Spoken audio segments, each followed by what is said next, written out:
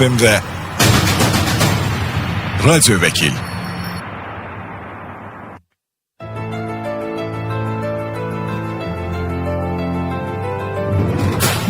Axşamınız xeyirli olsun. Radyo Vəkil proqramı efirdə öz işinə başlayır. Sizinlə mən Xəyal Orucoğludur və bir saat ərzində yenə eyni saatda, eyni dalğada və eyni yerdə həm söhbət olacağıq. Radyo Vəkil proqramı bildiyiniz kimi həftə içi 5 gün yayımlanır və bizdə burada studiyamızda həftə içi 5 gün vəkillər, qonaqlarımız olur. Onlar sizi və bizi maraqlandıran sualları cavablandırırlar və əlbəttə ki, həmən suallara da sizinlə birlikdə cavab almış oluruq. Həmən bizim qonaq olan hüquqşünaslarımız və maraqlı mövzuları müzakirə edirik onlarla. Bilənlər bilir, bilməyənlər üçün xatırladım ki, siz də suallarınızı bizə ünvanlaya bilərsiniz. Bizim mövzumuz olur, eyni zamanda da sizdən gələn suallar. Və suallarınızı ünvanlamaq üçün nömrələrimiz də bu bir saat boyunca, eləcə də gün ərzində 7-24 açıqdır. Ünvanlaya bilərsiniz 099 6 907 907. Bu bizim WhatsApp nömrəmizdir. Suallarınızı oradan göndərin. Burada veriliş boyunca səsləndirək. Eləcə də bizi hal-hazırda həm Vaxt Medianın, həm də Yurd FM-in YouTube və TikTok səhifələrində izləmək mümkündür. Oradan da baxa bilərsiniz, izləyə bilərsiniz, öz suallarınızı yollaya bilərsiniz. Maraqlı bir mövzunu bu həftə həmən mövzu ilə, təxminən əmək münasibətlərlə bağlı olan bir mövzu ilə başlamışdıq. Həftənin 4-cü günü də bax bu mövzunu bir növ davam etdirəcəyik. Əmək münasibətləri, iş, işçi məsələsi, işə götürən və s. Mövzu aktual olduğuna görə və dinləyicilərimizdən də, izləyicilərimizdən də yaxşı mənada belə tələb olduğuna görə istədik ki, bugün bir də o mövzuya qaydaq. Bugün isə bu mövzunu bizim vəkil qonağımız Mədinə Leqayeva ilə birlikdə müzakirə edəcəyik. Xoş gəlib, səfa gətirib. Təşəkkür edirəm, xoş gördük. Təkrar dəvətinizə görə minnətdaram. Çox sağ olun Mədinə xanım. Əmək münasibətlərindən danışacağıq. Bu proses, ümumiyyətlə münasibətlərin özü, əmək məcəlləsinin özü çox maraqlı, eyni zamanda detallı bir, necə deyirlər, qanunlar toplusudur və hansı ki, həmən bu qanunda bizim bilmədiyimiz bir çox məqamlar var. İşə götürən, işçi, işçinin hüquqları, işə götürənin hüquqları və s. və ilaxır. Və bütün işə götürənlərsə bildiyimiz kimi bu ana qanundan yola çıxaraq öz nizamnamələrini, öz qərarlarını, öz qanunlarını təsdiq edirlər, hazırlayırlar və tətbiq edirlər. Və ondan kənara çıxmaqda olmaz. Bütün yəni o ana qanun, əsas qanun əmək münasibətlərində bizim əmək məcəlləmizdir. İstədik ki, bu dəfə maraqlı bir məsələyə toxunaq. Bu məsələ nədir? Bəzi hallarda görürsünüz ki, hansısa bir işdə, iş prosesində bir ixtisara düşmələr olur. İstənilən və istənmədən olur bəzən bu proses. İşə götürən bəzən öz kefindən bu nedir? Bəzən onun, belə desək, ondan asılı olmayan səbəblərdən və s. Ümumiyyətlə, mövzunu belə başlasaq ki, ixtisara düşən işçi, ən çox burada da zərər çəkən tərəf həm də işçi olur təbii ki. İxtisara düşən işçinin nə kimi hüquqları yaranmış olur? Əgər onu şirkət işə götürən ixtisara salıbsa. Buyurun, zəhmət olmasa. Çox aktual bir mövzudur və eyni zamanda da ən çox bizə ünvanlanan suallar da məhz bununla bağlı, ixtisarlarla bağlı olur. İşçinin hüquqları ən çox pozulan bir neçə hal varsa işdə və bunlardan biri də ixtisardır. Öncəliklə bildirmək istəyirəm ki, əmək qanunvericiliyinə əsasən həmişə işçi daha üstün hüquqi qüvvəyə, işçinin daha üstün hüquqları var və işə götürən ilə işçi arasında əmək müqaviləsi bağlanana qədər həmişə işə götürən daha üstün hüquqları olur və istəməsə həmin bir işçini işə götürməyə də bilər. Bəli. Amma artıq həmin əmək müqaviləsi bağlanandan sonra işçinin kifayət qədər hüquqları yaranır. Bəli. Və artıq bu hüquqlardan biri də odur ki, müddətli əmək müqaviləsində müddətin bitməsi istisna olmaqla işçi, işə götürən işçini istədiyi vaxt işdən çıxara bilmir. Və işə götürənə yalnız işçini işdən çıxartmaq üçün bir neçə hal var qanunvericilikdə və onlardan biri də ixtisarlardır. İşə götürən hansı halda işçini ixtisar edə bilər. Mən hal-hazırda bizi izləyən dinləyicilər üçün də yəqin ki, maraqlı olacaq. İşə götürən də yəqin məni dinləyir, işçi də dinləyir və işə götürən bəlkə də hal-hazırda mənim söyləyəcəklərimi düzgün qəbul etməyə bilərlər, bəlkə də razılaşmaya bilərlər. Müəyyən tərəfdə onları da başa düşürəm. Amma biz qanunvericilik çərçivəsində danışacağıq. Qanunvericilik çərçivəsində danışırıq. İşçini ixtisar edən zaman işə götürən həmin işçini nə üçün ixtisar, yəni həmin işçinin vəzifəsini nəyə görə ixtisara salır, bunu əsaslandırmalıdır. Yəni mənim real olaraq bugün Azərbaycanda biz bununla bu kimi hallarla çox rastlaşırıq. Hansısa işçidən xoşum gəlmir, hansısa işçi ilə yola getmirəm deyib, həmin işçini əmək müqaviləsinin hələ bitməsinə kifayət qədər müddəti var, mən onunla davam etməyəcəyim deyib, onun ixtisara salınması əslində çox böyük kobud qanun pozuntusudur. Yəni öz kefinə görə olmur bu işlər. Olmur. Və bir çox hallarda istər şirkət rəhbərləri, istər hər hansı dövlət idarənin, təşkilatının rəhbərləri və yaxud da ki, həmin idarənin, şirkətin struktur rəhbərləri xoşuna gəlməyən işçi olduqda dərhal HR-a məlumat verir ki, mən falan işçi ilə işləmək istəmirəm, onu işdən çıxardın. Lakin əlbəttə ki, burada da həmin o şirkətdirsə, həmin o idarədir, təşkilatdırsa, yəni orqanın hüququn və HR-ın üzərində də böyük bir məsuliyyət düşür. Təbii. Çünki ola bilər həmin şəxsin ixtisası hüquq olmasın və ya onlar əmək qanunvericiliyə işləməsinlər. Amma bunu doğru bir şəkildə izah etmək lazımdır ki, yəni sənin istəyinə görə hansısa bir işçini işdən çıxartmaq olmaz. Ümumiyyətlə siz az öncə dediniz, burada vurğuladınız, doğru idi ki, əmək qanunvericiliyi özü də çox həssas bir qanunvericilik. Çünki burada sosial bir məsələ durur da. Yəni ki, əmək müqaviləsi ilə işçilər işləyirlər və onların bu sosial təminatıdır.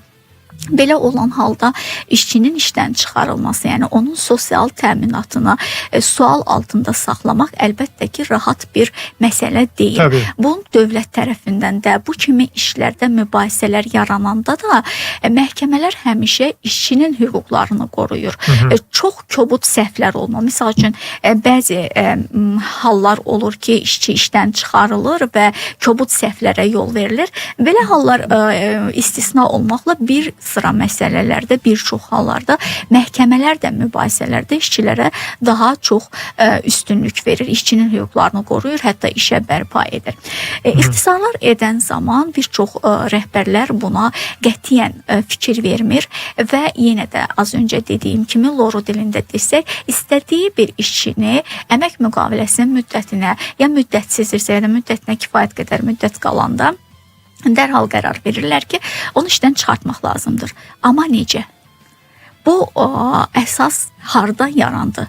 Bir işçinin işdən çıxarılması üçün zərurət hardan yarandı? Necə oldu da şirkət, necə oldu da həmin təşkilat deyək ki, belə bir qərara gəldi? Bu işçinin, deyək ki, bir marketinq işçisidir. Bəli. Deyək ki, bir marketinq strukturudur. Orada 3-4 nəfər marketoloq işləyir, böyük bir dənə idarədir və onların bir işçisini ya da ikisini işte deyirlər ki, siz ixtisara düşəcəksiniz. Bunun üçün səbəb nə olmalıdır? Əsas nədir? Burada əmək qanunvericiliyində də bununla bağlı, yəni işə götürənin az öncə dediyim kimi bir neçə hallarda işçini işdən çıxartmaq kimi səlahiyyəti var. Bunlardan biri də işçini ixtisar edərək işdən azad etməkdir. Lakin həmin 70-ci maddəsində də qeyd edir ki, işə götürən bunu əsaslandırmalıdır. Bəs əsaslandırma necə olmalıdır? Hər bir işə götürənin deyək ki, üst orqanı var. Misal üçün dövlət idarələrində deyək ki, onun nazirliyi, ondan sonra şirkətlərdə onun nizamnaməsinə uyğun olaraq ali orqanı deyək ki, ümumi yığıncaq, ümumi yığıncaq var və ya nizamnaməsində bu kimi məsələlərdə qərar verən əgər vermə səlahiyyəti müşahidə şurasına həvalə olunursa, müşahidə şurası var və onlar əsaslandırılmış bir qərar qərar qəbul etməlidir ki, mənim deməli filan şirkətdə olan filan strukturdakı filan işçilər filan səbəblərdən dolayısıyla işdən onların ixtisar olunmalıdır. Bəzi şirkətlərdə bu qətiyyən yoxdur. Yəni bəzi deyəndə demək olar ki, 70%-nə əminliklə deyə bilərəm ki, bu halı qətiyyən buna əməl etmirlər. Çox kör-körana bir şəkildə işçini işdən azad edirlər. Hətta belə bir praktikaya da rast gəlmişik ki, elə bil ki, şirkət direktoru əmr imzalayır ki, filan işçilər ixtisara düşsün, ondan sonra da ixtisar əmri verilir və bu da çox kobud bir səhvdir. Yəni bu qaydada da əmrinə əsasən də bunu ixtisara salmaq olmaz. Və ixtisara salınandan sonra işçilər hansı ki mənim dediyim qaydada doğru bir formada ixtisara salınıbsa və ixtisara düşən işçinin onun şirkət və ya idarə hansı səbəbdən ixtisara salır? Yəni onun ixtisara düşməsinə əsas olmuş hallar nədir? Bunun barəsində məlumatı bilməyə haqlıdır. Bunu izah etməliyik. Çox üzr istəyirəm. Yeri düşmüşkən bu məqamı bir zəhmət olmasa aydınlıq gətirək. Deyək ki, misal üçün məni gəldilər ki, səni ixtisara salırıq və yaxud da ki, işdən çıxardırıq. Bu və ya başqa halda. Heç ixtisar deyil, sadəcə işdən çıxardırlar. Adam, yəni siz demiş, müdürüm məndən xoşu gəlmədi. Keyfi istədi ki, yaxşı yol, mən deyək ki, Xəyal Orucoğlu ilə işləmək istəmirəm. Belə olan halda, yəni mən nə etməliyəm ki, yəni mənə qəfil və yaxud da ki, mənim hansı hüququm yaranır ki, bəzən deyirlər ki, ged ərizəni yaz, işdən çıx və s. Burasını anladıq ki, ərizə yazmıram. Deyirəm ki, qardaş, mən işdən çıxmıram. Yəni zəhmət çəkin, indi siz məni niyə işdən çıxardınız, bunu əsaslandırın və s. Yəni mənim nə hüququm yaranır? Yəni şirkət mənə hansısa bir formada kompensasiya ödəməlidirmi və ya nə qədər müddəti ödəməlidir ki, məni qəfil heç bir xəbərdarlıq etmədən işdən azad edir? Buyurun zəhmət olmasa bu istənilən bir deyim mümkünsə. Baxın, ümumilikdə qanunvericilikdə elə bir norma nəzərdə tutulmayıbdır. Sadəcə olaraq əlbəttə şirkət istəyərsə bununla bağlı işçi ilə razılaşa bilər. İşçi də öz xoşu ilə ərizə yazıb işdən çıxa bilər və ona da maddi yardım, təminat olaraq, deyək, bonus olaraq müəyyən bir dəstək göstərə bilər. Bu məsələnin şirkətin insafına qalmış bir hissəsidir. Qanunvericilikdə isə birbaşa işçi öz xoşu ilə, yəni işə götürənin göstərişinə əsasən işçi ərizə yazaraq işdən azad olunursa, işdən çıxırsa, onunla əmək müqaviləsinə xitam verilirsə də belə deyək, ona hər hansı bir tələblər qoymaq, yəni təminatla təmin etməyə kompensasiya falan yox. Yox, elə bir nəzərdə tutulmayıbdır.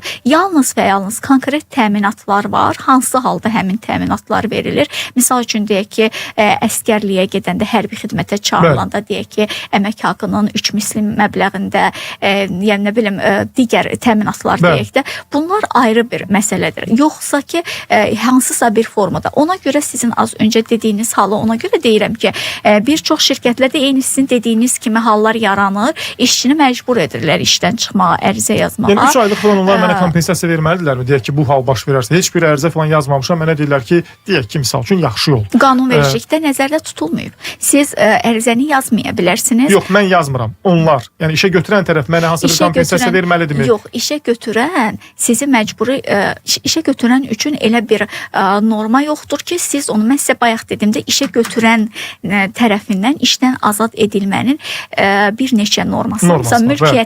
Mülkiyyətçinin dəyişməsi, deyək ki, müəssisənin ləğv edilməsi, ixtisara salınması, bunlar belə bir hallar var ki, belə hallarda yalnız o işçini işdən azad edə bilər. Amma sizin dediyiniz kimi hansısa bir işçini işdən azad etmirəm. Xoşuma gəlmir, işdən azad istəmirəm onunla işləməyə, çıxsın, getsin, ərizə yazsın və özü öz xoşuna deyə bilər ki, ərizə yaz, mən də sənə əmr verirəm ki, bir neçə aylıq təzminat verə bilər. Nə işçinin mən ərizə yazacağam, mənə təzminat ver, kompensasiya ver deməyə bir hüquqi bir norma nəzərdə tutulmayıbdır. Nə də işə götürən bunu məcbur edə bilməz. Birinci, o pozuntudur və istəməsə də kompensasiya verə bilməz, istəsə də verə bilər. Yəni sizin dediyiniz halla bağlı qanunvericilikdə hər hansı bir norma nəzərdə tutulmayıbdır. Bir sual da soruşum, reklamlara keçid alacağıq. Reklamların vaxtıdır. Yaxşı deyək ki, misal üçün iş yeri mənə bir ay əvvəldən xəbərdarlıq eləyir ki, müqaviləmin vaxtı bitmədən, deyək ki, bir aydan sonra məni işdən azad eləyəcək. Mənim nə hüququm yaranır orada? Müqavilənin müddəti bitmədən Bitməyib, amma hər işə bir- götürənin elə bir xəbərdarlıq sizə etmək hüququ yoxdur. Yalnız və yalnız müqavilənin müddətinin bitməsinə ən azı bir həftə qalmış işə Amma bunu götürən. edənlər var axı, yəni deyək ki, elə edən şirkətlər var. Yəni bu gün Baxın, nə necə? hüquq yaranır? Misal üçün deyək Mən nə ki, tələb edə bilərəm ondan? sizin deyək ki, şirkətlə müqaviləniz bitir sentyabrda. Şirkət bu gün sizə deyə bilər ki, Xəyal bəy, sentyabrdan sonra sizinlə davam etmirik. Bu qanun tərəfidir. Ən azı bir həftə qalmış deməlidir. Yoxsa şirkət sizə deyə bilməz ki, mən iyunun axırından səninlə davam etmirəm. Yəni bu artıq qanunu deyil. Çünki siz özünüz ərizə yazmadığınız sürəcdə sentyabra qədər, yəni müqavilənizin müddəti bitənə qədər şirkət sizi işdən çıxara bilməz. Yenə də bayaqki suala gəlirik, bayaqki mövzuya gəlirik. Hə, əgər kompensasiya ödəyərsə, hər hansı bir təminatları eləyərsə və bu sizi qane edirsə, bu məsələnin sülh yolu ilə həll olma tərəfidir. Yoxsa siz özünüz istəsəniz həmin vaxta qədər davam edə bilərsiniz. Aydındır. Qısa bir reklam fasiləsi olacaq deyəcəyik. Təqdim edəcəklərimiz var və daha sonra gəlib müzakirə edəcəyik burada.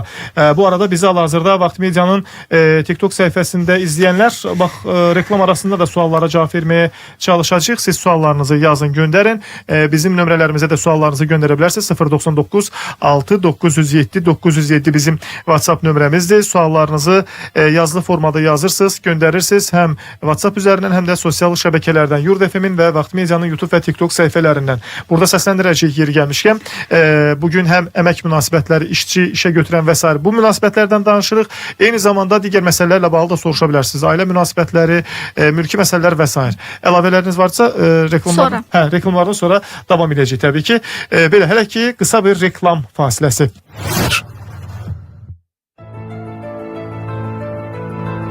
Reklamlarımız bitdi və biz qaldığımız yerdən davam edirik. Sizin də suallarınız varsa bizə ünvanlaya bilərsiniz. Bugünkü vəkil qonağımız Mədinə Əliqayevadır. Sizin və bizim suallarımızı cavablandırır.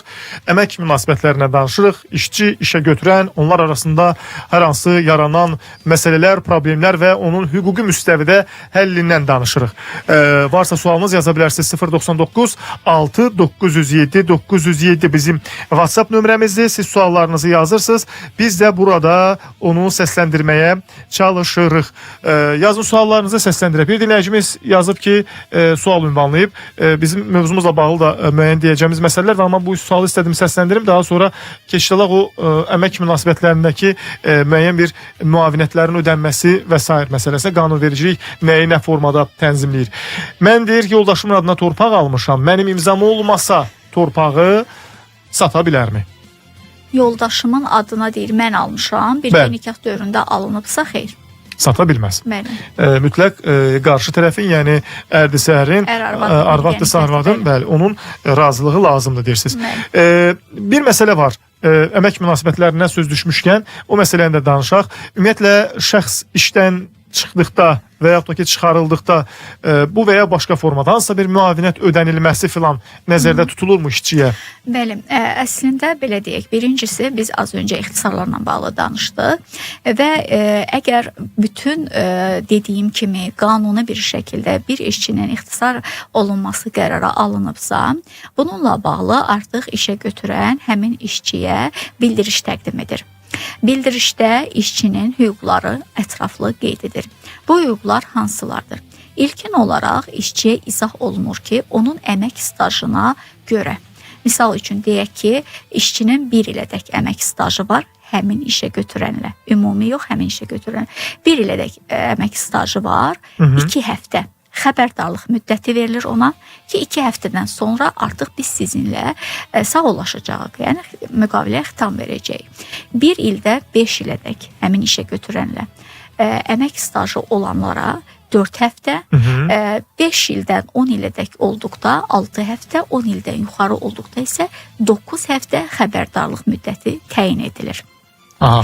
Və bu xəbərdarlıq müddəti ərzində artıq işə götürən bildirişlə işçi tanış olur və ondan sonra artıq hər bir həftə onun əmək haqqını saxlamaqla ona vaxt verilir ki, getsin özünə iş tapsın. Və bu müddətlərdir. Bundan əlavə bildirişdə eyni zamanda işə götürən həmin xəbərdarlıq müddətinin əvəzinə ona təklif edir. Misal üçün yenə də stajına görə dəyişir. Deyək ki, 9 həftədirsə azı 2 misli, digər formada deyək ki 1,7, 1,4 misli, yəni stajlarına uyğun olaraq nəzərdə tutulur orada ki, siz bu qədər bizdən təminat alacaqsınız və biz bu xəbərdarlıq müddəti əvəzinə sizə təminat verəcəyik və bundan əlavə də, yəni siz istəsəniz bu təminatı alaraq da işdən istədiyiniz vaxtı çıxa bilərsiniz və bundan əlavə də eyni zamanda yenə də deyirəm, stajlarına görə əlavə təminat var. Bu müavinət ödənilir. Və bu müavinətləri də ödənilən zaman qanunvericilik göstərir. Misal üçün deyək ki, 9 həftə, deyək ki, 10 ildən yuxarı iş stajı olan adama nəzərdə tutulur ki, azı 2 misli miqdarı, yəni orta aylıq əmək haqqının 2 misli miqdarında ona müavinət ödəniləcək. Burada yenə də bu çox incə bir məqamdır. Bəzi işə götürənlər, onların deyək ki, rəhbərləri, digər struktur rəhbərləri və s. bu hissəni bilmirlər və fikirləşirlər ki, əmək qanunvericiliyində 2 yazılıbsa, bu 2 də qalmalıdır. Amma başa düşmürlər ki, orada azı yazılıbdır. Bu yenə də işə götürəndən asılıdır. İşə götürən istəsə 3 ay verə bilər, istəsə 3 aylıq əmək haqqı verə bilər, 3 aylıq, orta aylıq əmək haqqının 3 mislini verə bilər, 2 misli var idi axı, azı 2 misli. İstəsə 10 misli verə bilər, bu yenə də işə götürənin tam səlahiyyətində olan bir məsələdir. Və bu təminatlar təmin edilir və eyni zamanda bir çox hallarda mühasibatlıqda burada bu müavinətləri işçi ödəyəndə bəzi səhvlərə yol verir. Bu səhvlərdən də biri məhz həmin müavinət, indi dediyim sonuncu müavinət, xəbərdarlıq müddəti üçün ödənilən əmək haqqı deyil də sırf ixtisara görə ona ödənilən müavinətdən vergi tutulmur. Bu həm vergi qanunvericiliyi ilə, həm də əmək qanunvericiliyi tənzimlənir ki, həmin müavinətdən vergi tutulmur. Mən bunu xüsusilə niyə qeyd elədim? Dinləyicilər bunu bilsinlər və bizi dinləyən mühasiblər də varsa bu məqama diqqət etsinlər. Çünki bir çox hallarda ixtisarla işdən çıxan işçilərin əmək haqqının, son haqq hesabının, müavinətlərin hesablanmasında ən çox səhvə yol verilən, ən çox şikayət edən məsələlər də elə odur ki, ümumi olaraq hesablama aparılır və həmin müavinət da yenə də vergiyə cəlb olunan bir gəlir kimi vergi tutulur və bu isə çox böyük inzibati məsuliyyət yaradır. Bununla bağlı şikayət olunsa, əlbəttə ki, bu da məsuliyyət yaradacaq. Belə. Aydındır. Bir digər maraqlı suallar da var. Mən bir sualı səsləndirəcəm. Sizin ixtisas sahənizə uyğun olmasa cavablandırmaya bilərsiniz. Sadəcə mən indi səsləndirəcəm. Deyir, 4 il qabaq kişi 64 yaşında rəhmətə gedib və Qarabağda vuruşduğuna görə qazi kimi 800 manat pensiya alırdı. Yoldaşının bu il 65 yaşı tamam olub, amma qadın 220 manat yaşa görə pensiya alır. Kişinin pensiyasını qadına vermək olarmı? Kişi həmin o pensiyanın əmək pensiyası deyil də qazi olduğuna görə alırdı. Yəni bu mümkündürmü? Bununla bağlı mən dəqiq bir cavab verə bilməyəcəyəm. Çünki bu artıq sosial təminatla bağlı olan bir sahədir. Mən bu sahə ilə məşğul olmuram və hər hansı bir cavab versəm yanlışlıq etmiş olaram. Aydındır. Biz bu sualı yönləndirəcək yeri gəlmişkən Vəfadar Piriyevə bizim dəyərli Vəfadar müəllim. Vəfadar müəllim yəni qəti şəkildə bu sualı cavablandıracaq. Hər halda biz yönləndirib dinləyicimizə müəyyən bir dəstək olmağa çalışarıq. Deyir ki, qonşu deyir öz həyətinə şəxs kamera qoyub, qapıdan kim girsə xəbərim olsun deyə onu belə bir yerləşdirib. Amma deyir, qonşu deyir, həmin o kameranı indi sındırıb. Bu halda deyir, onun cəzası nədir? Mən ümumiyyətlə qonşudan şikayət edə bilərəmmi və bir cəza nəzərdə tutula bilərmi? Qonşu öz kamerasını sındırıb? Yox, qonşunun kamerasını sındırıb. Qonşu öz yəni şəxs bizə yazan dinləyicimiz öz evinə kamera qoyub ki, həyətə kim girib çıxsa onu görə bilsin. Qonşu da həmin kameranı vurub sındırıb. Əlbəttə mülkiyyətinə zərər vurubsa, onunla bağlı müraciət edə bilər, tələb edə bilər, dəymiş zərərin ödənməsini tələb edə bilər. Adətən bilirsiniz, mən başa düşdüm nəyi deyirlər. Adətən digər qonşular sadəcə olaraq sizin kameranız bizə maneçilik yaradır, siz bizə gəlib gedəni izləyirsiniz. Mən sosial şəbəkələrdə də elə statuslarla çox çox rast gəlmişəm ki, xüsusilə hüquqşünaslar qrupunda belə bir suallar verirlər ki, bəs bizə mən bunu istəmirəm də, bundan narahatam. Əslində kameranı təhlükəsizliyi üçün, öz evinin təhlükəsizliyi üçün kamera quraşdırır və eyni zamanda orada yazır ki, kamera çəkir. Lakin digər bir şəxs isə bunun mülkiyyətinə zərər vurur. Əlbəttə ki, onunla bağlı tələb edə bilər, şikayət edə bilər, məhkəməyə dəymiş zərərin tələb edilməsi üçün müraciət edə bilər. Deyir ki, mən əmək mübahisəsində qalib gəlmişəm. Qətnamədə əmrin ləğv olunması, işə bərpa və məcburi iş buraxma dövrü üçün əmək haqqı ödənilməsi tələbi ilə mənim xeyrimə qətnamə qəbul edilib. 2 sual ünvanlayıb. Sualın biri budur ki, qətnamə qanun qüvvəyə mindikdən sonra məni qanunsuz işdən çıxma ilə bağlı əmək müfəttişliyinə müraciət etsəm, işə götürəni hansı cəza gözləyir bu halda? Yəni qətnamə qanunu qüvvəyə mindikdən sonra məni qanunsuz işdən çıxardığına görə, yəni şəxsi, yəni işə götürən tərəfi əmək müfəttişliyinə deyir müraciət etsəm, hansı cəza gözləyir? İkinci hissəsi isə sualım budur ki, yenidən mənəvi ziyanla bağlı iddia qaldırsam, məhkəmə tərəfindən praktikada hakim təmin edə bilərmi? Eyni məsələ ilə bağlı. Düşdüm. Deməli, işçini işə bərpa ediblər. Bəli. Birinci baxmaq lazımdır ki, iddiada qətnamədə qət edilən hissəsində nələr yazılıb. Adətən işə bərpa edəndə həmin o işin buraxdığı müddət üçün buraxdığı vaxta görə hesablanmış əmək haqqı da işçiyə ödənilir. Qaldı ki, mənəvi ziyanla bağlı, bəli, işə götürənə qarşı, yəni bu qədər məhkəməyə getdim, bu qədər işsiz qaldım, bu mənə kifayət qədər mənəvi, maddi ziyan oldu və bununla bağlı mənəvi ziyan tələbi ilə bağlı məhkəməyə müraciət edə bilər, tam hüququ var. Digər sual nə dedi bir də? 2 sual idi. Biri, yəni qarşı tərəfə, hüquq şirkətə, yəni hüquqi başa şəxsə. düşdüm. Dedi ki, əmək baxmaq lazımdır müddətinə. Adətən bu kimi şikayətlərin edilməsi üçün 1 il müddət müəyyən edilibdir. Hər hansı bir inzibati məsuliyyət yaradan halla bağlı 1 il müddətinə şikayət etmək hüququ var işçinin. Amma müddətə baxmaq lazımdır. Bir digər sual da var. Dinləyicilərimizdən və izləyicilərimizdən gələn bir sual da belədir ki, deyir, məni 8 ildir qanunsuz şəkildə işdən çıxarıblar. 8 ildir. Əmək kitabçam da deyir, şirkətdədir. Necə edə bilərəm? Nə kimi bax bu vəziyyətdən çıxış yolu istəyir? Necə kömək edə bilərsiniz deyə yazıb dinləyicimiz. Aydındır. İşçi birincisi baxmaq lazımdır ki, 8 il öncə o necə hansı səbəbdən işdən çıxarılıb? Hansı səbəb nə olursa olsun, necə xəbəri olub ki, onu işdən çıxardıblar. Yəni bu hansı şəraitdə müddət var. Orada müddət var, şikayət etmə müddəti var və adətən bu kimi məsələlərdə 1 ay müddət var. İşdən çıxarılandan sonra 1 ay ərzində artıq işçi şikayət edə bilər qanunsuz işdən çıxarma ilə bağlı olduqda. Bu da 1 ay müddətin axımı adətən əmək kitabçasının son haqq hesab pulunun vurulduğu vaxtdan hesablanır. İndi baxmaq lazımdır ki, hansı maddə ilə işdən çıxarıblar. Onu biraz dərin araşdırmaq lazımdır.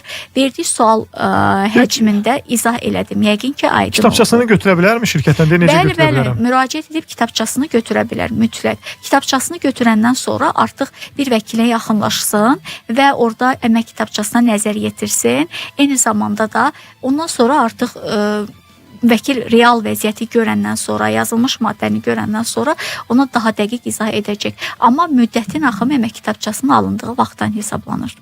Aydındır. Bir dinləyicimiz də mövzumuzdan kənar bir sual ünvanlayıb. Deyir ki, ev nənəmin adındadır, mənə keçib, mən nəvəsiyəm və qardaşım da qeydiyyatda var. Ona da bu halda pay düşürmü?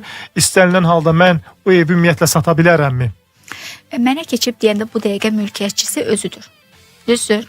Qardaş. Yəni, dediyindən şəxs elə başa düşürüm ki, şəxsin özüdür. Qardaşın da soruşur ki, orada qeydiyyatda var. Qardaşı da qeydiyyatdadır. Bəli. İndi qardaşı orada daimi yaşayırmı, yaşamırmı və əgər istəyirsə ki, qardaşı onun satılmasını, evin satılmasına razılıq vermirsə, qeydiyyatda olan şəxs olduğuna görə, yaxın qohumu olduğuna görə və onun da orada satılan zaman alıb yaşamır deyir. Xeyr, hazırda yaşamır. Yaşamırsa o zaman ilk öncə onun qeydiyyatdan çıxarılması ilə bağlı kompensasiya, yaxın qohumu olduğuna görə kompensasiya ödənməklə qeydiyyatdan çıxarılması ilə bağlı məhkəməyə müraciət edir, qeydiyyatdan çıxardır. Daha sonra isə bəli, edə bilər. Satışını edə bilər, hə. Aydındır. Yəni pay düşmək məsələsi də qardaşa heç bir pay yoxdur. Yəni qeydiyyat pay hüququ yaratmır. Bu özünündür axı, bəli, yox. Aydındır. Dinləyicimizdən biri yazıb ki, deyir ki, Çünki o nənədən keçib axı ona bağışlanmadır da, Bəli. ona görə. Deyir saatla bağlı yazmaq istəyirəm. Bizi deyir 11 saat işlədirlər. Yəni sanki deyir elə bir təsəvvür var ki, heç kim bundan xəbəri yoxdur. Dinləyicimiz yazıb. Yəni 11 saatdir işləyirik gün ərzində və sualı ünvanı ki, bu deyir nə vaxta qədər görəsən belə davam eləyəcək? Siz harda işləyirsiniz? Onu da bir yazın zəhmət olmasa. Görə bu hansı işdə hal-hazırda da işləyirik. Hələ Məncə də ki yazsınlar. 30 dəqiqəmiz qalıb. Bəli, məncə də yazsınlar. Çünki nə qədər ki yazmadılar, nə qədər ki bununla bağlı bir ictimai qınaq formalaşdırmadılar, siz 11 yox 12 saatda işləməyə davam edəcəksiniz. Mən özüm çox rast gəlirəm. Adətən deyək ki, iri ticarət mərkəzlərində çalışan satıcılardan soruşanda bildirirlər ki, saat misal üçün səhər saat 8-dən axşam saat 8-ə ya da deyək ki, səhər saat 10-dan axşam saat 10-a qədər biz işləyirik. Əlbəttə ki, bu birincisi bu düzgün deyil, qanuna ziddir. İkincisi də ki, əgər işlədirlərsə də belə artıq işləmiş iş saatlarına görə onlara ödəniş olunmalıdır. Baxsaq, əlbəttə ki, heç birisinə ödəniş olunmayıbdır və ən maraqlısı da odur, hal-hazırda icraatımda da artıq işlədilmiş bir işçinin artıq işləmiş saatlara görə pul tələbi ilə bağlı bir iş var icraatımızda. Həmin işçilər sübut eləyə bilsələr ki, onlar, misal üçün, sübut etmək də məncə problem deyil. Bir çox iş yerlərində bu dəqiqə kameralar var. Sübut edə bilsələr ki, biz doğrudan da, misal üçün, əmək müqaviləmizdə 8 saat yazmaqla biz 11 saat işləmişik, falan saatda işə gəlib, falan saatda işdən çıxmışıq və hər gecikdirilmiş iş günü görə əlavə əmək haqqı, eyni zamanda həmin əlavə əmək haqqının vaxtında ödəmədiyinə görə onun üçün gecikdirilmiş əmək haqqını minimum 1% hesablamaqla da əlavə əmək haqqını ala bilər. Yəni təzminat kimi ala bilərlər bunu. Aydındır. Bizi Amma inanmıram ki, işləyəcək kimsə onu eləsin. Bu riskdir hər halda, bu da başa düşüləndir. Bizi Şərurdan izləyirlər. Salamlayırıq buradan bütün Naxçıvana, eləcə də Şərurdan bizi izləyənləri. Çox sevirəm Naxçıvanı. Bəli, deyir ki, hazırda əmək kitabçası tələbidir, ləğv olunub. Məhkəməyə bəs xitamla bağlı nə sənədi təqdim edilməlidir? Xitam bildirişləri var. Onsuz da ki, sizdə bu dəqiqə hamımızda elektron EGOV var da, elektron hökumət portalı. Siz oradan artıq sizin xitam bildirişini görə bilirsiniz. Xitam bildirişini alan vaxtdan SİMA-da da adətən işə götür, hal-hazırda artıq xitam bildirişidir, ləğv olunub. Dinləyicimiz elə yazıb. Əmr var axı, əmr sistemdə yerləşdirilir. Əmasa baxsalar görəcəklər ki, orada artıq əmr yerləşdirilibdir. Həmin əmr artıq orada yerləşdiriləndən sonra işçinin xəbəri olur ki, o hansı maddə ilə işdən çıxarılıbdır. Mübahisəli hallar olduqda bu daha çox olur. Digər hallarda əlbəttə ki, işçi özü ərizə yazar, işdən çıxır. Amma işçinin xəbəri olmadan ancaq ola bilər ki, misal üçün üzrücü səbəbdən işdən uzun müddət işə gəlmədikdə nə isə hansısa bir səbəblər olur ki, o halda ola bilər ki, xəbərsiz o işdən çıxsın, amma yenə də əgər SİMA proqramı rəsmi əmək müqaviləsi bağlayan hər kəsin telefonunda SİMA var, SİMA proqramı varsa da orada artıq bildiriş gəlir onunla bağlı. Aydındır. Bir dinləyicimiz mülklə bağlı belə biraz qarışıq bir sualdır əslində, həm də diqqətlə dinləməyinizi xahiş edəcəm. Deyir ki, qaynatam 30 il bundan qabaq ev tikib, torpaqsa anasının oğlu bölüb iki qardaş arasında. Qaynatam orada ona düşən hissədə, yəni dinləyicimiz yazdığına görə deyirəm, orada ev tikib, öz adına olub 17 ildir deyir, həmin qaynata da artıq rəhmətə gedib. Və yoldaşından da boşanma olub və 5 uşağı var. Başa düşdünüz? Yəni qaynatasının oğluna, yəni atanın oğluna verdiyi torpaqda oğlu ev tikib.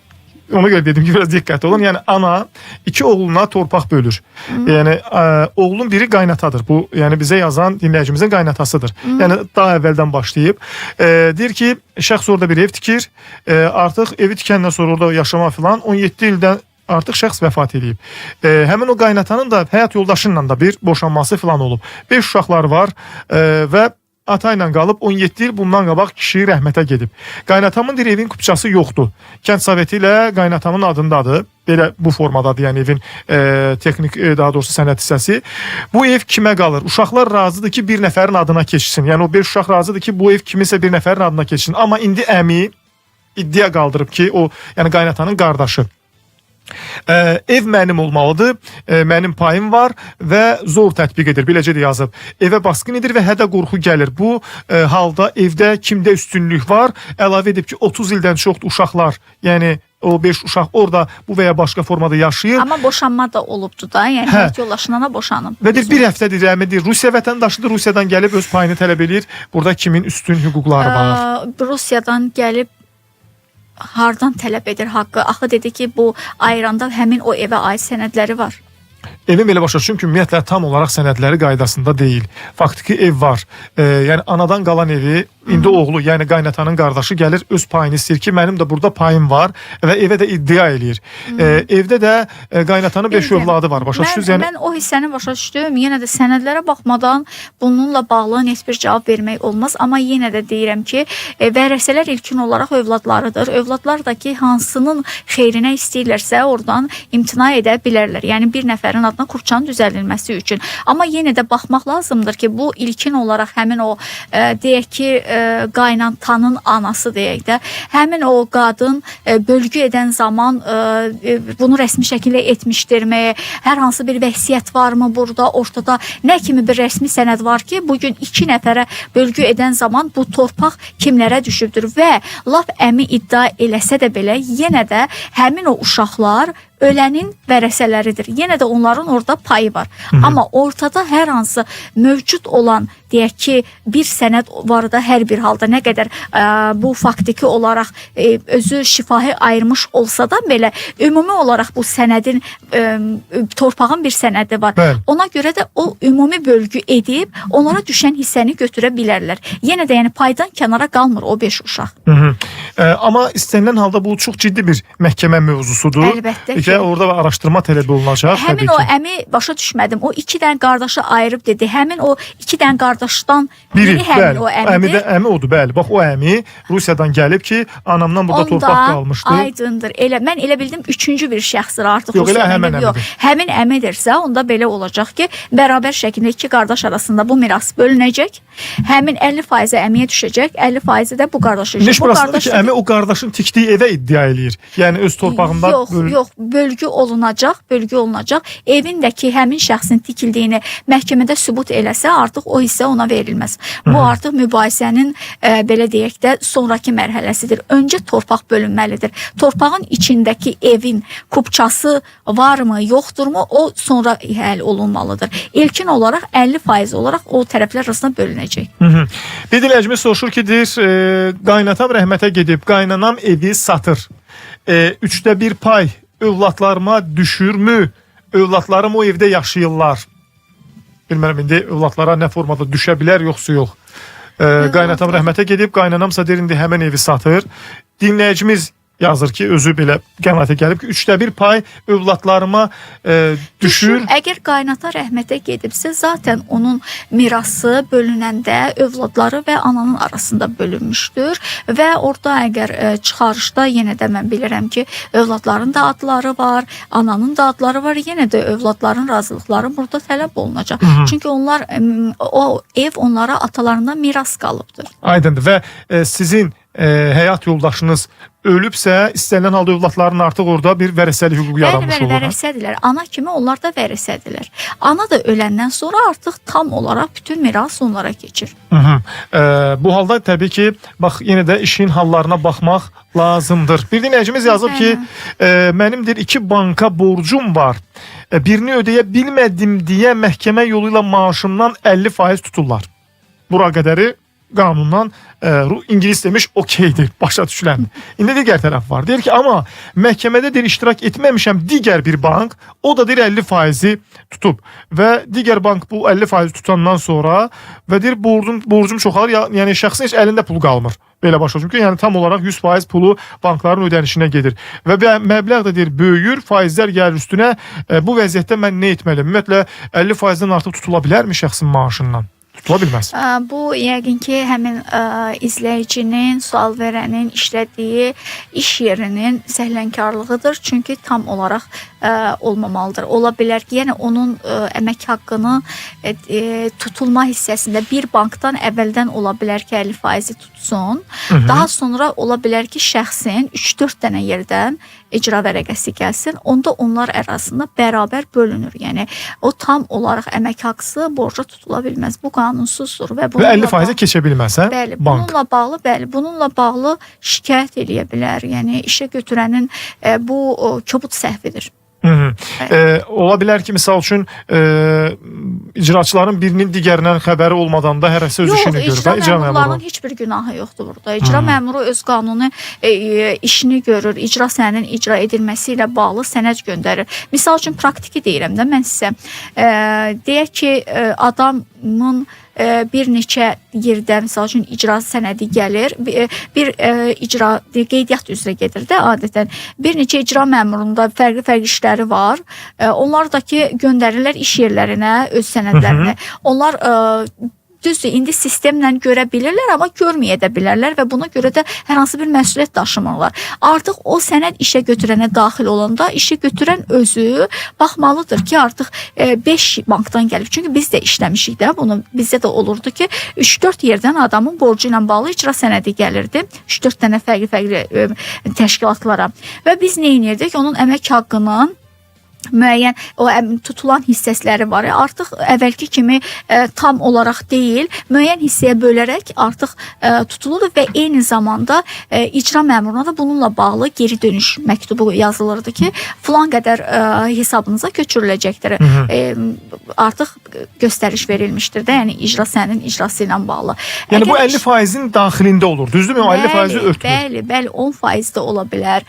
Hərəyə paylayanda, nə bilim, 15% ola bilər. Bəzən bununla bağlı tələbkar tərəfdə, yəni həmin o icra sənədi üzrə tələbkar kimdirsə, həmin şirkətlər, banklar olanda zəng edir iş yerinə, soruşur ki, misal üçün deyək ki, əvvəl çox gəlirdi, indi niyə? Artıq biz onlara başa salanda ki, işçinin digər borcuna bağlı gəlib, onlar da ki, bunu başa düşürlər. Yox, işə götürən isə artıq belə bir kobud səhvə yol verirsə, ona şikayət eləsinlər. Sizin probleminiz işə götürənlə bağlıdır, hə? Bəli. Gedin onunla məsələnizi həll edin ki, sizə bank hər halda müəyyən bir məhkəmə sənədi var.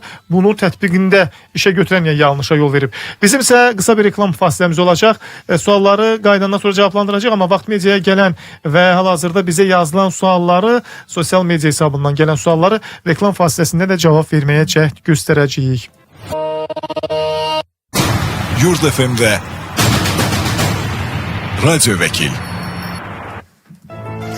Mən görə bilmədim heç birisini. Bəli, qayıdırıq, gəldik və suallarınızı cavablandıracağıq. Buyurun Mədinə xanım, nəyi görə bilmədiniz deyin bizə. Artıq biz efirdəyik. Suallar var dinləyicilərimizdən və izləyicilərimizdən gələn fərqli suallar var və biz onların hamısına çalışırıq ki, cavab verək sizinlə birlikdə. Bir dinləyicimiz az əvvəl ki, bizim o reklamdan əvvəl gələn mövzu ilə bağlı, məsələ ilə bağlı sual yazıb ki, deyir, 1200 manat əmək haqqım var. Məhkəmə 925 manat banka borcum olduğu üçün əmək haqqımdan tutulsun deyə qərar çıxarıb. Minimum neçə faiz tutmağı tələb edə bilərəm iş yerimdən, ümumiyyətlə bunu tələb edə bilərəmmi? Yoxsa elə 50% tutulmalıdır? Gəlin belə danışaq. Əslində bunu bir çox hallarda borclular bilmirlər. Öncəliklə sizin əmək haqqınız qədər istəyir borcunuz olsun, istəyir əmək haqqınızdan çox olsun. Əgər bu borcu ödəməkdən boyun qaçırmırsınızsa və özünüz könüllü olaraq icra idarə şöbələrinə müraciət edirsinizsə və xahiş etsəniz ərizə ilə, istəsəniz birbaşa məhkəməyə də müraciət edə bilərsiniz, istəsəniz icraya da. Çünki icraya müraciət edəndə artıq icra hissə ödəməklə bağlı məhkəməyə təqdimat verir və yaxud da ki, borclu özü birbaşa məhkəməyə müraciət edir, borcun hissə ödənilməsi ilə bağlı. Hələ sizin əmək haqqınıza yönəldilməmiş. Siz əgər məhkəməyə müraciət edərək həmin borcun hissə ödənilməsini tələb etsəniz, xahiş etsəniz daha doğrusu və sübutları, əsasları göstərsəniz ki, nəyə görə borcunuzun əmək haqqınızdan belə deyim 50% olaraq deyil də, misal üçün 40%, 20%, 30% tutulmasını xahiş edirsiniz. Nə kimi əlavə öhdəlikləriniz var, nə kimi tələbatlarınız var. Bunları ətraflı şəkildə qeyd edərək müraciət etsəniz, məhkəmə həmin sizin istəyinizə uyğun olaraq sizin əmək haqqınızdan tutulmaların edilməsi ilə bağlı qərardat qəbul edə bilər. Adətən bunu daha doğrusu tələbkarla razılaşdıraraq icra məmurları da edə bilirlər. Misal üçün elə bank olur ki, elə işlər olur ki, icra sənədləri burada icra məmuru ilə icra məmuru tələbkarla borclunu görüşdürür və onlar müəyyən bir razılığa gəlirlər və artıq icra məmuru da onların hər ikisinin həm borclunun xahiş ərizəsinə əsasən, həm tələbkarın razılıq ərizəsinə əsasən borclunun əmək haqqından müəyyən qədər hissəsinin tutulması ilə bağlı razılığını verir və onun iş yerinə göndərilen təklif göndərir ki, əmək haqqından tutulsun. Bunlar əslində qarşılıqlı razılaşma əsasında olanlardır. Digəri isə özü xahiş edə bilər məhkəməyə müraciət edərək. Bir dinləyicimiz də soruşur ki, deməli, deyir ki, eyni evdə ola aliment ödəmək düzdürmü? Şəxs eyni evdə yaşayan aliment ödəməsi tələbi məsələsi.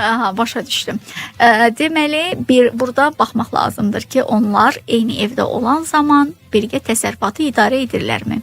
Misal üçün, məndə bir iş var idi. Xanım müvəqqəti özünə boşanmışdılar, kirayəyə çıxa bilmirdi müəyyən maddi çətinliklərinə görə və onlar ayrı-ayrı otaqda qalırdılar, amma eyni evdə idilər və kifayət qədər vaxt istəmişdi ki, mən çıxacağam. Amma aliment bəli ödənilməlidir. Çünki artıq o ana və o uşaq ata ilə birlikdə belə loru dilində desək, yemək yemir. Aliment nədir? Qida deməkdir. Düzdürmü? Ata ilə birlikdə ya da atanın qazandığından qidalanmırlar. Belə olduğu halda bəli, aliment ödənilməlidir. Yox, əgər bir ailə kimi bir yerdədirlərsə, o zaman artıq məhkəməyə sübut eləsə ki, biz bu alimenti tələb edən dövrdə birlikdə olmuşuq, birgə təsərrüfat aparmışıq, mən evə qazanc gətirmişəm, ərzaq almışam, birlikdə yaşamışıq, o zaman məhkəmə həmin borcun ödənilməsindən borcunu azad edə bilər. Geri qalan halda isə mütləq ödənilməlidir. Deyirlər, rəsmi nikah da pozulmayıb, amma məsələ burasındadır ki. Rəsmi nikah yəni pozulmayıb. Şəxslər bir evin altında, amma deyək ki... Aliment bəs necə tələb olunur, niyə tələb olunur? Deməli, ailəyə baxmır, evə baxmır ki, aliment tələb olunur da yəqin. O aliment o demək deyil ki, rəsmi nikah pozulmalıdır. Rəsmi nikah pozulmadan da... Amma onda ayrı qalırlar axı şəxslər. Yəni rəsmi nikah pozulmalı deyək ki, məsələn, uşağını götürdü, getdi xanım ata evinə, misal üçün, o halda deyək ki, aliment tələb edir. Xəyal bəy, gəlin belə danışaq. Aliment tələb etmək zərurəti hardan yaranıb? Çox güman ki, ata, yəni nə bilim, ana, bilirsinizsə bu alimenti uşaqlar kimin himayəsində qalırsa onu ödəniləcək. Ailəyə baxmır, qazanc göndərmir, o zaman bu tərəf, uşağı yanında saxlayan tərəf digər valideyndən aliment tələb edir. Bu zaman zərurət bundan yaranıbdır və artıq onun evdə qalıb qalmaması, kiminlə yaşaması heç bir əhəmiyyət kəsb eləmir. Bir digər sual da var. Dinləyicimizdən gələn suallardan biri belədir ki, deyir, qardaşlarım ata mülkündən 2 ayda imtina ediblər və hərəsinə də bəlli bir məbləğdə deyir, pul vermişəm. Təzədən yenə istəyirlər. Bax, bu nüans biraz qaranlıq qaldı. Mən çünki davamını yazıb. Deyir ki, indi məhkəməyə versələr, geri ala bilərlərmi? Dildə yaxşı verərəm demişəm, onu əsas tutub məhkəməyə verir. Amma qanuni sənəd yoxdur. Bu halda versə müəyyən bir... Tələb edə bilərlər, məhkəməyə verə bilərlər. Çünki mən belə başa düşdüm ki, imtinanı, yəni digər övladında, yəni digər vərəsənin xeyrinə imtina notarial qaydada olmayıbsa, o zaman bəli, tələb edə məhkəməyə verə bilərlər. Aydındır. Bir sual da var, dinləyicimizdən gələn bir sual belədir ki, deyir ki, atamın adındadır ev və bir yerdə yaşayırıq digər evimizdə. Həmin evi vöyünü öz adımıza açıb ödənişi etməklə kiraya verə bilərəm, yoxsa hökmən atamın adına olmalıdır vöyün? Kirayə müqaviləsi ilə bağlı. Yəni şəxslərin bir evi var, başqa bir evdə yaşayırlar, istəyirlər ki, ata adına olan həmən evi müəyyən bir şəxsə kirayə versinlər. Mülkiyyətçi kimdirsə o müqavilə onunla bağlayacaq. Çıxarış kimin adınadırsa və vöhün də artıq o şəxsin adına olmalıdır. Yəni atanın adına açılmalıdır vöhün, hə? Və əgər deyir hökmən atanın adına olmalıdırsa vöhün, atan pensiya alır yaşa görə, onun pensiyasına müəyyən təsir edə bilərmi? Yox, xeyr. Heç bir təsir etməyəcək. Az əvvəlki sualımızın davamı gəlib. Deyir ki, deməli, mülk nənə və atanındır və uşaqlar məhkəmədə onların ikisi də deyir məhkəmə bölüb. Yəni ata ilə ananın arasında, atanla daha doğrusu nənənin arasında atadan qalan mülk, övladı və arvadı arasında bölünüb. İndi nəvələr yaşayır. Az əvvəlki sualın davamını yazıb. Nəvələr orada qeydiyyatdadır. Bu sualı qeydiyyat üzərindən cavablandırın zəhmət olmasa. Yəni nəvələrin deyir orada yaşadığı halda ata və anası bölünübdür. Məhkəmə artıq o mülkiyyətin belə deyək də müəyyən hissəsi anaya düşübdür, müəyyən hissəsi də artıq oğluna düşübsə və oğlunun da övladları orada yaşayırlarsa və qeydiyyatları var. Qeydiyyatları da varsa onları çıxarda bilməz oradan. O artıq onlara düşən hissədir. Bir də var ki, mülkiyyətçi tam olaraq özüdür. Artıq bu məsələnin digər tərəfidir. Amma bu artıq bölgünə, mən az öncə digər bir sualda dedim ki, ata ölübsə vərəsələr kimlərdir? 50% misal üçün ana, həyat yoldaşı deyək də, digər 50% isə övladlar arasında bölünür. Bu hissə 50% deyək ki, qalıbsa oğula, artıq o onlara düşən hissədədirlər və onları oradan heç kəs çıxarda bilməz. Və sata da bilməzlər evi o halda ki, çünki bəli. Orada da qeydiyyatları var xüsusən. Qeydiyyatları var, payları var. Payları var. Təşəkkür edirəm sizə Mədinə xanım. Çox sağ olun. Suallarımıza gəldiniz, cavablandırdınız. Görsünüz bir saat necə gəldi keçdi. Əlavələriniz varsa buyurun. Biz sizə vaxt ayırarıq. Bəli, biz əsasən bugün burada həmişə belə olur. Biz hansısa bir mövzu ilə bağlı danışmağa gəlirik. Fərqli suallar çıxır və problem deyil, bu da biz cavablandırarıq. Və əsasən mən istəyərdim ki, xüsusilə bunu vurğulayım ki, bir çox hallarda şirkət rəhbərləri, idarə rəhbərləri mövzumuz ixtisar olduğuna görə məhz bunun barədə demək, ixtisarlar edən zaman, qərarlar verən zaman çox hüquqi və ədalətli, vicdanlı bir nümayiş etsinlər və davranış nümayiş etsinlər. Çünki hər bir işçinin sosial təminatı dövlətin demək olar ki, nəzarətindədir və hər bir işçi də əsassız olaraq onu ixtisar edən işə götürəni birbaşa məhkəməyə verib ondan təzminat tələb edə bilər. Qeyri-peşəkar rəhbərlər ola bilər, struktur rəhbərləri ola bilər ki, və biz bu yaxınlarda bir praktikada bunu gördük. Çox qeyri-peşəkar, çox ədalətsiz və prinsipli bir mövqe sərgiləyib işçiləri demək olar ki, kütləvi şəkildə işdən ixtisar elədilər və bunun heç bir əsası, hüquqi bir əsası olmadı. Bəli, təzminat ödənildi, yəni təzminat ödənilmiş olsa da belə, yenə də bu işçilər heç bir hüquqi əsas olmadan bu işçilərin işdən azad edilməsi ilə bağlı məhkəməyə müraciət edilsəydi, artıq kifayət qədər burada hüquqi bir məsuliyyət yaranmış olardı. Ona görə də hər bir işə götürənin istər hüququ, istər HR-ı bu kimi məsələlərdə diqqətli olsunlar və işə götürənin struktur rəhbərlərinin və yaxud da ki, işə götürənin hər hansı hüququ bilməyə bilərlər, qanunu bilməyə bilərlər və onları düzgün yola sövq etməyə çalışsınlar. Təşəkkür edir sizə. Çox sağ olun. Gəldiniz, suallarımızı cavablandırdınız və işçi və əmək münasibətləri ilə bağlı maraqlı məqamlara toxundunuz. Və suallara da əlbəttə ki, aydınlıq gətirməyə çalışdıq. Mədinə Liqayeva bugün bizim vəkil qonağımız idi. Sabahda maraqlı bir mövzunu sizlə birlikdə müzakirə edəcəyik. Xəyal Orucoğlu ilə aparıcınız. Eyni vaxtda yenidən görüşmək və eşidilmək ümidi ilə hələlik.